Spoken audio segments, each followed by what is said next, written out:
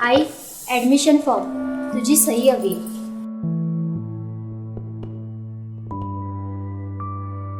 अगं तुला पायलट बनायचंय ना, आणि तुला 12वीलाही चांगले मार्क्स आहेत, मग कॉमर्स. आई, बाबा गेल्यानंतर 10 वर्षांपासून सगळं घर तूच सांभाळतेस. त्यात हे महागडं शिक्षण, मग पुढे लग्न, मग तर सगळंच कठीण होईल ना. बाळा, अगं मी तुझी आई आहे. तुझं प्रत्येक स्वप्न मी पूर्ण करेन. ते कसं? कारण रतनलालसी बापना ज्वेलर्स यांच्या लाभदायी शुभलक्ष्मी योजनेत मी तुझ्यासाठी आधीपासूनच गुंतवणूक करायला सुरुवात केली, जी भविष्यात तुझ्या लग्नापर्यंत सोन्याच्या रूपात मोठी होऊन तुझं आणि माझं प्रत्येक स्वप्न पूर्ण करेन. काय बनायचंय ना मग पायलट? हो. रतनलाल से बाफना ज्वेलर्स, जहां विश्वास ही परंपरा है.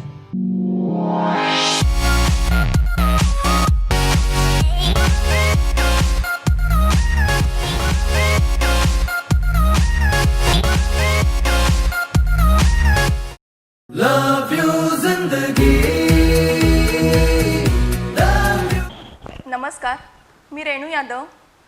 रतनलालसी बापना ज्वेलर्स प्रस्तुत झिलो जिंदगी या कार्यक्रमामध्ये मॅडम आपलं स्वागत आहे. आज स्त्री म्हटलं की तिचे अनेक रूपं आपल्याला पाहायला मिळतात. ती म्हणजे कुटुंबाचा कणा आहे, पण ती आपल्या स्वतःकडे लक्ष देते का? तिचं मानसिक आरोग्य स्वास्थ्य ठीक आहे का, याकडे लक्ष कधीही देत नाही. ती सतत प्रत्येक आपली जबाबदारी, आपलं कर्तव्य पार पाडत असते. तर आज आपण जाणून घेणार आहोत स्त्रियांचे मानसिक आरोग्य. तर आज आपल्याला प्रमुख पाहुण्या म्हणून भेटलेले आहेत डॉक्टर कावेरी चौगुले.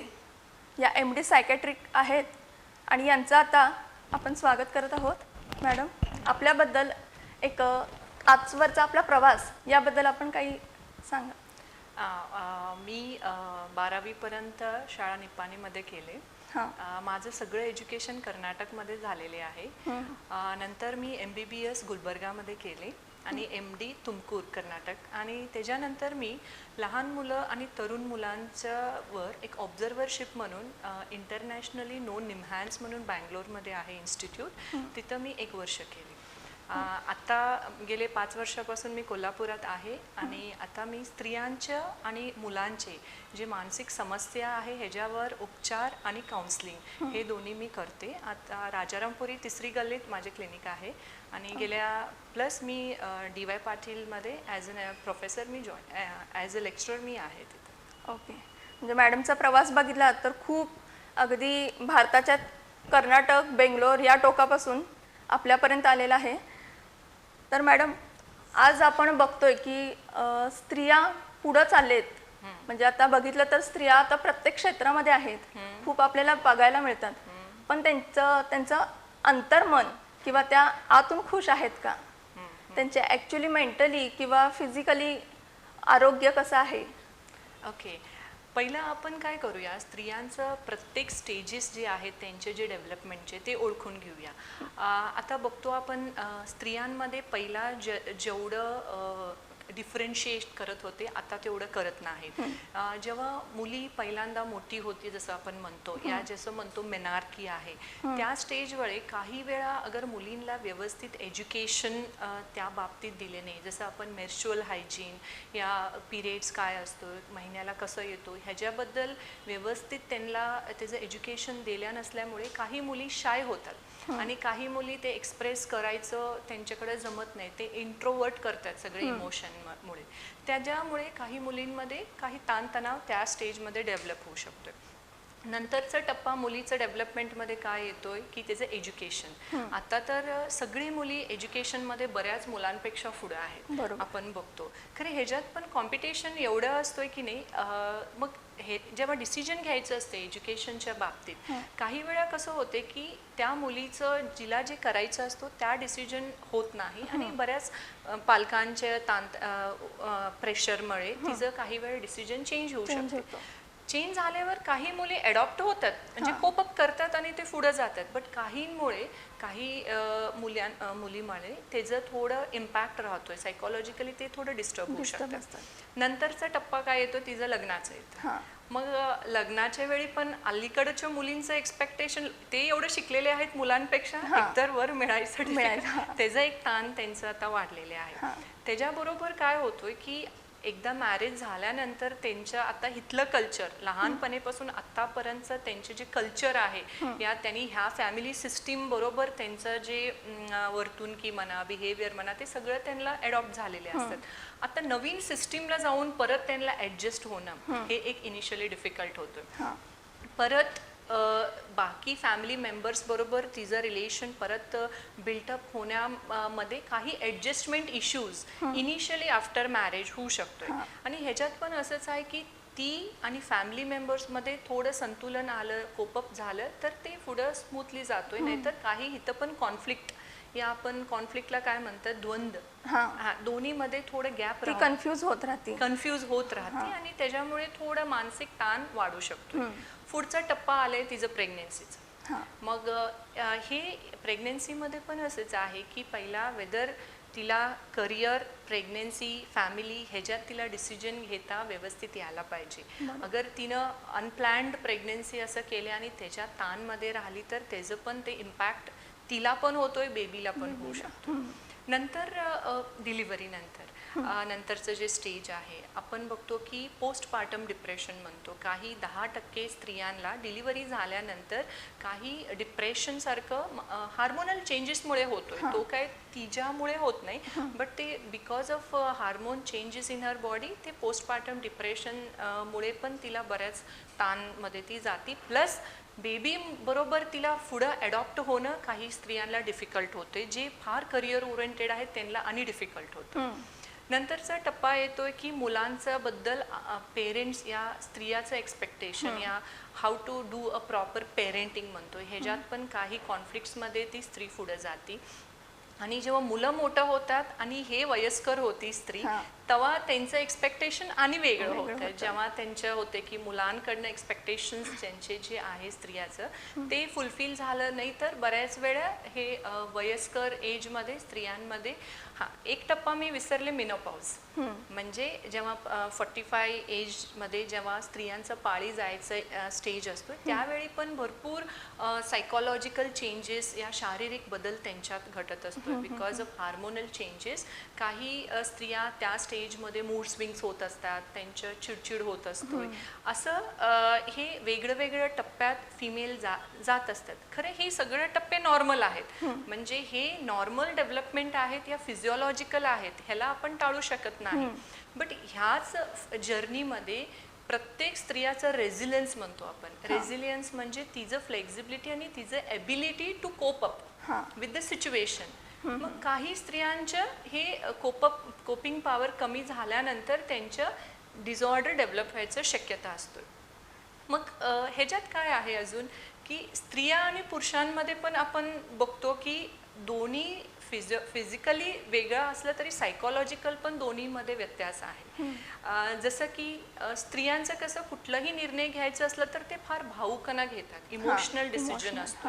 पुरुषांचं तसं नसतं. पुरुषांचं कुठलाही निर्णय ते फार इंटेलेक्च्युअली घेतात, या प्रॅक्टिकली घेत असतात. दुसरं स्त्रियांना जे इश्यूज फार वरिंग असतो ते आत्ता काय चाललंय घरचं म्हणा, या प्रेझेंट सिच्युएशनमध्ये ती जास्त वरीड असते.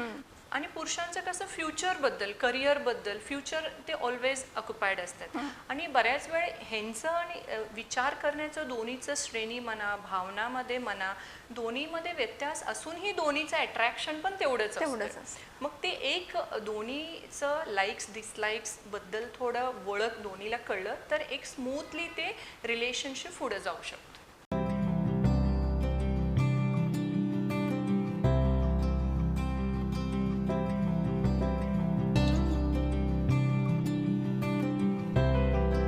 रतनलाल सी बाफना ज्वेलर्स, जहां विश्वास ही परंपरा है.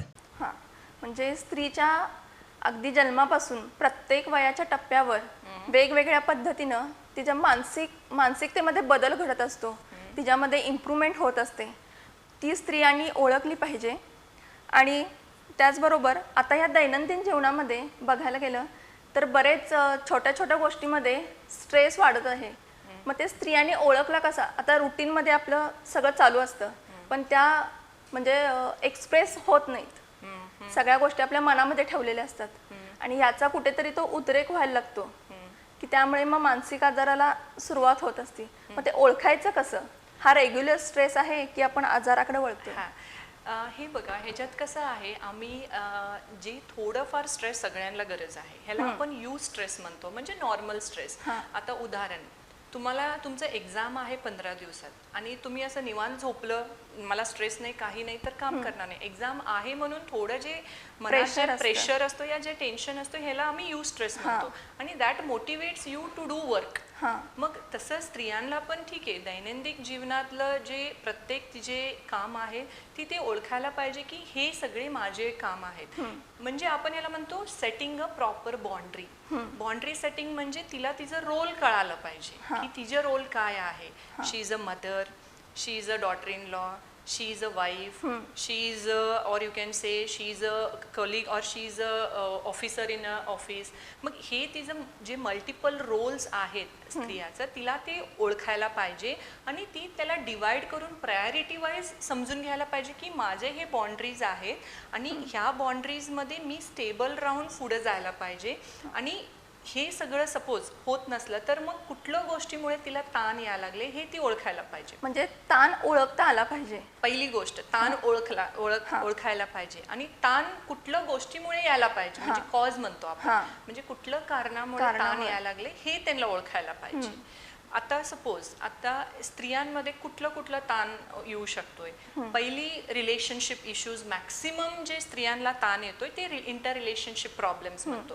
ते रिलेशनशिप प्रॉब्लेम त्यांच्या हजबंड बरोबर असू शकतोय, वाईफ त्यांच्या मुलांबरोबर, मुलांपेक्षा जास्त इनलॉज बरोबर, सासू सासऱ्यांबरोबर असू शकतोय, या इवन वर्क प्लेसमध्ये कोलिग्स बरोबर या फ्रेंड्समध्ये. रिलेशनशिप म्हणजे आम्ही जे प्रत्येक दिवशी पेशंट बघतो ह्याच्यात जास्त फिमेल्समध्ये ताण रिलेशनशिप रिझॉल्व्ह होत नाही. जे रिलेशनशिपचे जे कॉन्फ्लिक्ट्स आहेत, म्हणजे लग्नानंतर येणारे जे इश्यूज आहेत. लग्नानंतर असं म्हणू शकत नाही, ठीक आहे ते पण आहे, बट आता त्याच्यात इवन ती फिमेलची तिचे कोपिंग स्किल्स म्हणतो, म्हणजे तिची पर्सनॅलिटी एक असतोय ना, त्याच्यात काही हे काय एक दिवसात बिल्ट होत नाही ना. आपण म्हणतो एका व्यक्तीचं पर्सनॅलिटी 18 वयाला व्यवस्थित डेव्हलप होतोय. मग हे 18 वर्षात ती फिमेल तिचं काय काय लाईफमध्ये चाइल्डहुड पासून आतापर्यंत एक्सपिरियन्स झालेले आहेत आणि त्या एक्सपिरियन्सहून कधी पण स्ट्रेस झालं तर त्या स्ट्रेसला ती कसं कोपअप केली, म्हणजे त्या स्ट्रेस बरोबर ती कसं डील केली, त्याचं मेमरी असतोय आणि त्या पॅटर्न और ते एक्सपिरियन्स ती पुढचं स्ट्रेस पण हँडल करते. म्हणून हे कसं असतोय, प्रत्येक स्त्रिया रिट्रोस्पेक्टिव्हली बघायला पण पाहिजे की किती तिला स्ट्रेस येतोय, प्लस आत्ताचे जे ताण येत आहेत ते कारण बघायला पाहिजे. आणि ते कारण ते आपण जे इश्यू डिस्कस केले त्याच्यामुळे, आणि जसं हजबंड वाईफमध्ये जे मेन इश्यूज असतोय तो विचाराचं आपण कॉन्फ्लिक्ट म्हणतो. या विचाराचं दोन्हीचं विचार जुळत नाही, वेगळे विचार असल्यामुळे त्यांच्यात कॉन्फ्लिक्ट येऊ शकतो. या दोन्हीचे एक्सपेक्टेशन्स एक दुसऱ्यांबद्दल, तू असंच करायला पाहिजे, मी असंच करायला पाहिजे. काही स्त्रिया मी बघतो अनहेल्दी एक्सपेक्टेशन्स म्हणतो, म्हणजे ते अपेक्षा दुसऱ्यांकडनं करणं अनहेल्दी आहे. उदाहरण सांगू मी, आता बऱ्याच स्त्रियांच्या अपेक्षा असते की सासू आणि हजबंडच मुलांना कायम बघावं आणि मी वर्क करावं. हे अनहेल्दी एक्सपेक्टेशन आहे. त्यांनी कम्युनिकेट करून ते व्यवस्थित हेल्दी वे मध्ये हे करायला पाहिजे. Because any child priority first role is mother, then father and then others. मग ते रोल स्त्रीला कळलं तर मग तिचं अनहेल्दी एक्सपेक्टेशन्स कमी करून घ्यायला पाहिजे. काही वेळ अजम्पशन्स करतात. अजम्पशन म्हणजे जे नाही आहे ते आहे असं विचार करून दुसऱ्यांबद्दल जज करत बसतात. मग ह्या गोष्टी पण कमी व्हायला पाहिजे. मग ते स्त्रियांचं जे ताण आहे या हे आहे ते हळूहळू ओळखून मग ते कमी करायला सेकंड स्टेप. ओके, म्हणजे स्त्रियांनी आपलं प्रत्येक गोष्टीला ताण कुठं आला आहे, कसा आला आहे आणि ते सॉर्ट आउट करण्याचा स्वतः पहिल्यांदा प्रयत्न केला पाहिजे. म्हणजे पुढं जाण्याआधी मागचं सॉर्ट करून, म्हणजे सगळं सॉल्व करून पुढं गेलं पाहिजे. आणि तिचा ह्या सगळ्या धावपळीच्या म्हणजे सगळ्या रोजच्या रुटीनमध्ये तिचं अस्तित्व ती हरवून बसलेली आहे. तर तुमच्याकडे असे पेशंट येतात का की ती स्वतः म्हणजे तिच्यामध्ये एन्झायटी, साध्या गोष्टीची एन्झायटी, आणि ती पुढे डिप्रेशनमध्ये, सिव्हिअर डिप्रेशनमध्ये, म्हणजे कशा स्टेपमध्ये तुमच्याकडं पेशंट्स येतात. पेशंट हां. ओके. आता बघा, फर्स्ट आपण नॉर्मल स्ट्रेस आणि डिसऑर्डर हे काय हे समजून घेऊया. स्ट्रेस बऱ्याच लोकांना होत असतोय, बट स्त्रियांमध्ये थोडंफार आपण म्हणतो की स्त्रियांचा स्वभाव थोडं वरिंग असतोय. म्हणजे आणि ते स्ट्रेस जेव्हा कंटिन्युअसली जेव्हा एका गोष्टीचा वारंवार विचार करणं आणि स्त्रियांमध्ये कसं होतोय, अगर फॅमिलीमध्ये एक प्रॉपर कम्युनिकेशन आणि एक कोहेरन्स या एक व्यवस्थित बॉन्डिंग फॅमिली मेंबर्स बरोबर अगर स्त्रियाचं नसली तर काय होते, हळूहळू तिला असं वाटायला लागतं की कोण माझ्याशी प्रेम करतच नाही, या मला कोण प्रायोरिटी देत नाहीत, या सगळे मला ग्रँटेडली घेतात, माझ्याकडनं फक्त कामच करून घेतात आणि मला जे अपेक्षित आहे तसं कोणच वागत नाही. हे असं निगेटिव्ह थॉट्स म्हणजे तिच्या मनात बिल्टअप होत जातोय. आणि जेव्हा हे असं बिल्टअप होत जातोय, हळूहळू कसं होतोय, अगर हिला त्यावेळी तिनं रिझॉल्व केली नाही तर हे एक आजाराकडे उद्भवतो. आता डिसऑर्डर आपण कधी म्हणतो, एका स्त्रीला कंटिन्युअसली तिला नैराश्य कंटिन्युअस, म्हणजे आपण कसं काही घटना घडल्या नैराश्य होतो आणि परत आपण नॉर्मल येतो. खरं जेव्हा आपण डिप्रेशन कधी म्हणतो, जेव्हा एका स्त्रीमध्ये दिवसभर रात्रभर तिला उदास वाटतोय आणि तिचं सगळं गोष्टीमधलं इंटरेस्ट, म्हणजे सपोज ती एका काम व्यवस्थित मनापासून करत असली आणि त्याच्यातलं हळूहळू सगळं जिचं आवड जवळ आहे ते त्याच्यातलं इंटरेस्ट हळूहळू तिचं कमी होत जातोय आणि मग तिच्यात नकारात्मक विचारचं श्रेणी वाढायला चालू होतोय. जसं तिला वाटतोय की मी होपलेस आहे, मी हेल्पलेस आहे, मला कोणी मदत करू शकत नाही, वारंवार छोट्या गोष्टीचं चिडचिड करणं, वारंवार छोट्या गोष्टीवर अपेक्षित करणं आणि मग झोप न येणं, भूक न लागणं. या काही स्त्रिया डिप्रेशनमध्ये असतात ते अति झोपतात या अति खातात, असं पण होऊ शकतोय. आणि कुठलंही कामात लक्ष न लागणं, असं होऊन मग त्यांचं नैराश्य एवढं वाढत जातो की नंतर त्यांना असं वाटतं की माझं अस्तित्वच नाही आहे, मी जगून काय उपयोग, माझं जगण्यात कुणालाही गरज नाही आहे, मला पण गरज नाही, असा नकारात्मक विचार जेव्हा त्यांच्या मनात वाढत जातोय, मग त्यांच्या आत्महत्याचा विचार असं उद्भवून मग ते तिकडं ओढत जातात. हे टप्पा डिप्रेशनचा आहे, हे ग्राफ डिप्रेशनचा असं स्टार्ट होतोय आणि असं वाढत जातोय. आणि हे आपण ओळखायचं कसं, म्हणजे हे सगळं लक्षण कंटिन्युअस असतोय आणि ॲटलिस्ट 2 आठवडा तर असायला पाहिजे, मगच आपण म्हणतो ह्या व्यक्ती.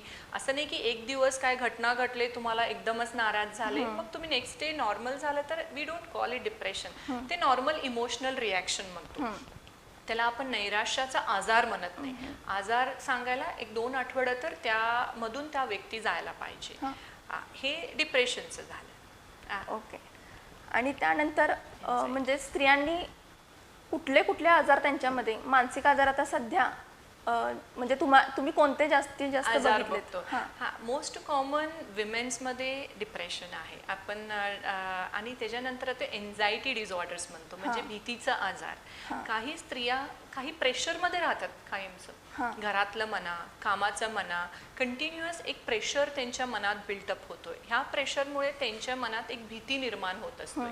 भीती वेगळे प्रकारचे, डे टू डे कामाचं पण भीती असू शकतोय, या त्यांचं दुसऱ्यांशी कसं संवाद करणं, म्हणजे आपलं सपोज आपण याला फोबिया म्हणतो, म्हणजे सोशली लोकांसमोर जाऊन कसं बोलणं, या स्टेजवर कसं परफॉर्म करणं, या हे वेगळ्या प्रकारच्या भीती त्यांच्या मनात निर्माण होत असतोय. मग ह्याला आपण एन्झायटी स्पेक्ट्रम म्हणतो. त्यांच्यात काय होत असतोय, त्यांना कायम एक मनात भीती असतोय. काही गोष्टी घडलं तर एकदम पॅनिक होतात, काही हात थरथरायला चालू होतोय, घाम सुटायला चालू होतोय, रेस्टलेस होतात, एक जागा स्थिरताने राहू शकत नाही आणि मग तेच वारंवार विचार येत असतोय, झोप न लागणे, भूक न लागणे, हे सगळं हे पण आजाराकडं मग त्याला एन्झायटी डिसऑर्डर्स म्हणून आपण म्हणतो. एन्झायटी म्हणजे चिंतापेक्षा भीती म्हणतो आपण. त्याच्यात चिंता पण असू शकतोय. चिंता हे एक फार नॉर्मल, सगळ्या आजारामध्ये थोडंफार चिंता असतोय. सगळं कुठलंही घ्या, डिप्रेशन घ्या, एन्झायटी घ्या, या इवन OCD घ्या, तसं. आणि कुटुंबाचा एकंदरीत जर भांडणं झालीत किंवा असं खूपच इम्बॅलन्स कुटुंब असेल, कुणाचं कुणाशी पटत नाही, या गोष्टींचा पण तिच्या मानसिकतेवर खूप परिणाम होत असतो. येस, भरपूर होतोय. कसं आहे, आपण फॅमिलीमध्ये राहतो कशाला, की आपलं सगळ्यांशी व्यवस्थित शेअरिंग आणि बॉन्डिंग व्हायला पाहिजे एका फॅमिलीमध्ये. आणि महत्त्वाची कुठल्याही कुटुंबामध्ये एक सुसंवाद आपण म्हणतो, एक कम्युनिकेशन हेल्दी असलं तर त्या इश्यूजमधून आपण काय प्रॉब्लेम आहे हे रिझॉल्व करू शकतोय.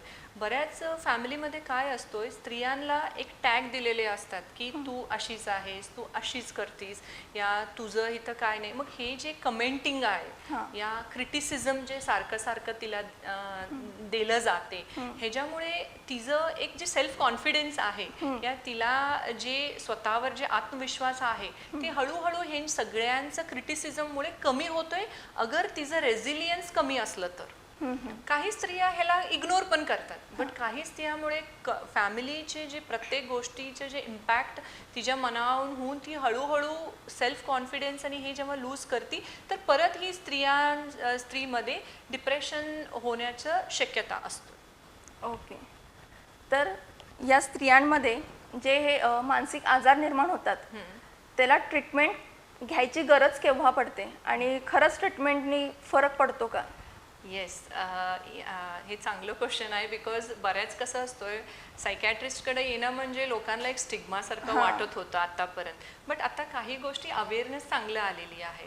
तेच मी सांगितले की ह्याच्यात बेसिकली काय होतोय, मेंदूमध्ये जेव्हा नकारात्मक विचार आणि डिप्रेशन, एन्झायटी म्हणा, हे कंटिन्युअसली जेव्हा 2 आठवड्यापासून 2-3 महिन्यापर्यंत कंटिन्युअस असते, काही केमिकल बदललेले असतात. आणि स्त्रियांमध्ये आपण जेव्हा बघितलो त्यांच्यात शक्यता जास्त का असते, बिकॉज तिचं महिन्याच्या पाळीबरोबर जे तिचे हार्मोन्स बदलतात त्याच्याबरोबर तिचं मूड तर एक बदलतच असतोय. ते आणि प्लस हे बाकीच्या कौटुंबिक म्हणा या सायकोसोशल स्ट्रेस म्हणा, हे जेव्हा असतोय ह्याच्याबरोबर बऱ्याच गोष्टीमध्ये काही द्रव्य, केमिकल्स, न्यूरो ट्रान्समिटर्स आम्ही म्हणतो, ते चेंजेस होतात. आणि हे जे चेंजेस तिच्या मनात होतात हे आपण ट्रीटमेंट दिल्या, बिकॉज सिव्हिअर असलं तर ट्रीटमेंट द्यायला पाहिजे. तुम्ही जे प्रश्न विचारले कुठल्या टप्प्याला ट्रीटमेंट द्यायचं, जसं मानसिक आजारमध्ये 3 प्रकार असतात. कुठलंही माइल्ड म्हणजे तीव्रता कमी, मॉडरेट, सिव्हिअर. तीव्रता जास्त. जे मॉडरेट आणि सिव्हिअर मानसिक आजार आहेत त्याला आपण गोळ्या आणि उपचार करायला पाहिजे, अलॉंग विथ सायकोथेरपी म्हणतो या काउन्सिलिंग म्हणतो. आणि जे माइल्ड फॉर्ममध्ये जे येतात आपल्याकडं, म्हणजे थोडं नैराश्य वाटते, थोडंच डिप्रेशन आहे, माइल्डर फॉर्म, ह्यांना आपण युजली गोळ्या वगैरे देत नाही. त्यांना आम्ही काउन्सिलिंग एक प्रकार असतोय जिथं आपण सुसंवाद करून पेशंट बरोबर त्यांच्या बऱ्याच थेरपी असतात आमच्याकडे वेगळं, जसं कॉग्निटिव्ह थेरपी म्हणा, सायकोथेरपीज म्हणा, बिहेवियरल थेरपीज म्हणा. ह्याच्यात मेन मुद्दा काय असतो, म्हणजे त्याचं काय गोल आहे की व्यक्तीचं विचार विचारामुळेच त्याचं आजार निर्माण होतो. मग ह्या सगळे थेरपीमध्ये आपण काय करतो की त्या व्यक्तीचं जे चुकीचं या विचार आहेत, या थिंकिंगमध्ये जे तिचं अनहेल्दी थॉट्स आहेत, ह्याला आम्ही वेगळ्या पद्धतीनं त्याला बदलून त्याला परत हेल्दी थिंकिंगकडं आणायला प्रयत्न करतो. ओके. म्हणजे ट्रीटमेंटचा फरक पडतो. होय.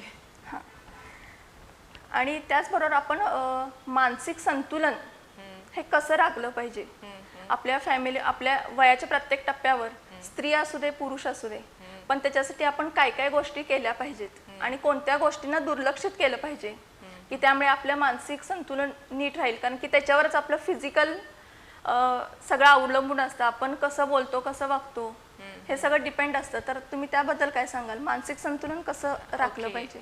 मानसिक संतुलन राखायला पहिला हे ओळखायला पाहिजे की आपलं संतुलन बिघडले. संतुलन कधी येणार, जेव्हा तुम्ही पहिला, आमच्या हे शास्त्रामध्ये कसं म्हणतात की फर्स्ट यू ऑब्झर्व युअरसेल्फ, म्हणजे तुम्ही स्वतःला पहिला ओळखून घ्या की तुमच्या मनात काय विचार चालले, तुमच्या भावना कसे यायला लागले, तुम्ही कसं वागा लागले.